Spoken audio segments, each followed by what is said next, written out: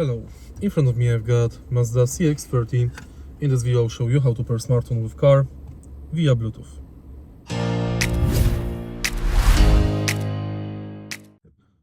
In the beginning, let's go to menu and settings. Now go to connectivity settings, Bluetooth settings and pair new device. Continue and on your smartphone enter Bluetooth settings.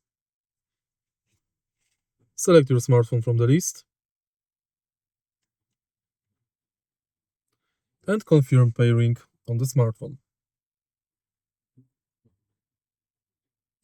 Allow, and it's done.